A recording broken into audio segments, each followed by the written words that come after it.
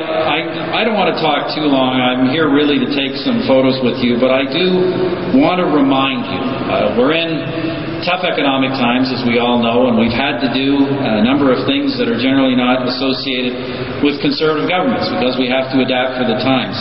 But I want to remind you, never forget what a difference a conservative government has made in this country over the past 3.5 years. I can just pick a few things. Remember how it used to be leaving our north undefended, particularly the Arctic, undefended and unprotected for over 13 years.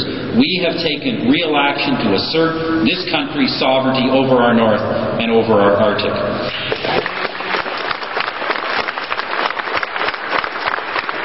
Instead of creating a big bureaucratic national daycare system, we delivered direct financial support to parents so they could make their decisions on their own child care choices. Instead of subsidizing court challenges, the previous government was doing, subsidizing lawyers to bring forth court challenges by left-wing fringe groups, we have been bringing in laws to crack down on criminals and support victims in this country. And while I'm here, I don't want to forget it because I know it's an important issue here. Some of you should be aware of this if you're not already. We are still, we believe that you go after the people who use guns to commit crimes. We are still trying to get rid of that registry. We have the NDP, the Liberals, and the Bloc stopping us from even having a vote on that issue in the House of Commons. We need to get a mandate so we can get that thing passed and let law-abiding gun owners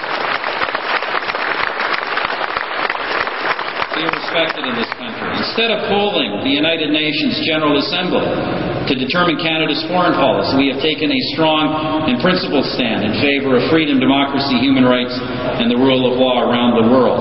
Instead of using surpluses to dole out money to liberal client groups, when we were running surpluses, we cut taxes in this country and we paid $40 billion off the national debt of Canada.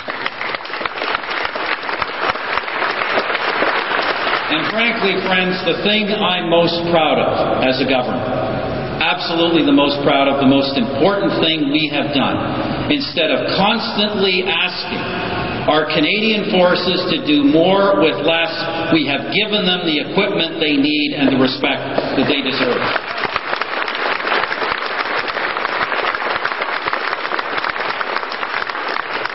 I just ask you for a moment to imagine how different things would be if the Liberals were still in power. Imagine the bloated bureaucracy their national daycare program would have created and probably not have delivered a single child care space. Imagine how many left-wing ideologues they would be putting in the courts, federal institutions, agencies, the Senate, how many more they would be putting in.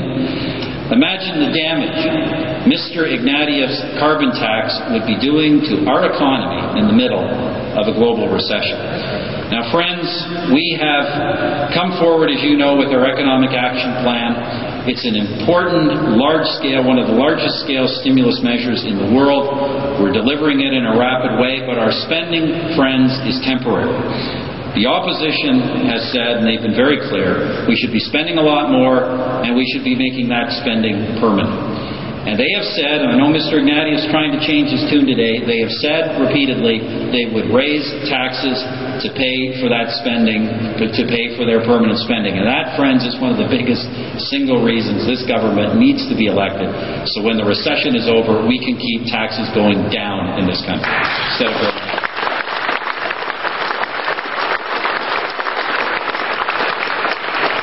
And friends, that will be the choice. As you know, I hear rumors these days we may be going to an election. I want to spend a moment and talk about that. The next election will be a choice. It'll be a choice between higher spending and higher taxes, or it will be a choice between a balanced budget and keeping taxes going down. It will be a choice between cracking down on crime or returning to soft on crime policies. But most of all, friends, I want to tell you this, and I want to tell you this frankly. It will be a choice between having a conservative government or not having a conservative government. Let me be clear about this. We need to win a majority in the next election campaign.